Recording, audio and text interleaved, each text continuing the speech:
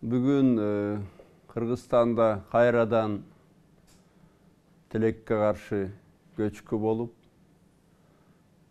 Өзгөн районунда бір кичинекей айылды 10 шақты үйді басып қалып, жетесінде киши жашап аткандай. Бирок баарынан кейиштүүсү мына 2 күн мурун барып көчкүлө десе укпай көчпөйбүз деп şu биздин мекендештерибиз ошол жакта жашаган такыр болбой коюптур да, көчпөйбүз деп.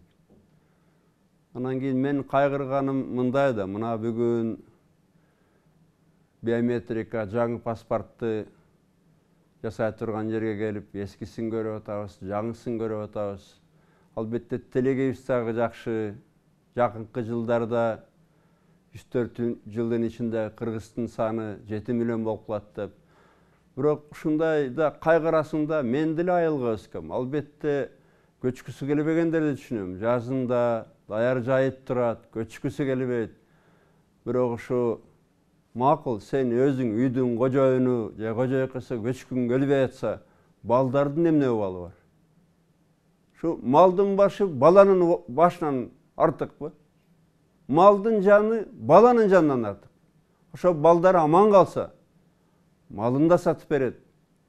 Ишкер болот, мүмкүн президент болмок ошо балдар. Şu мен ушу мекендештериме кайрылат элем.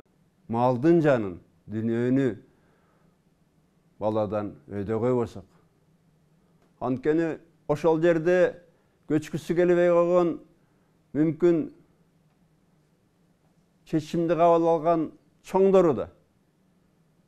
Атасыбы, апасыбы, чоң атасыбы, чоң апасыбы, бирок балдар да кетип атпайбы?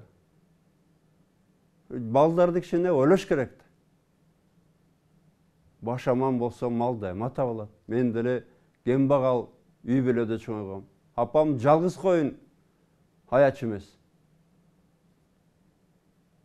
Эсимде бар, апам менен атам окууну бүтүп келсем, жалгыз кою калыптыр, ошону союп беришкен, түлөө кылып. Ой, şu балдар аман болсо, жан аман болсо, табылатка бардык, урматтуу менин мекендештерим. Мындай кичине бир Кудайдан корксок, өзүң жашагың келбесе, малды өзүңөн артык көрсөң, балдардын эмне абалы бар? Ошол үйдө жашаган башка адамдардын эмне абалы кимге тиет? Ошо мына басып калган эгерде үй бүлөлөр бар болсо, ошо малын ала кетеби, мүлкүн ала кетеби? Мына кээ бирөөнү көчкүнүн алдынан казып чыгарылбай атабыз. Аларга мүлк эмес 8 метр 5 буйрубай калып атат. Оролгонго. Анткени кээ бирөөнүн жесетин таппай атабыз да. Ошондуктан момундай кыйын мезгилде эми кичине Кудайдан коркуп, мындай сабыр эч керек да. Ошон үчүн кайрылат элем, билип туруп көчпөй аткандарга ушу өз балдарыңардын, жакындарыңардын убалынан корксоңор, Кудайдан корксоңор,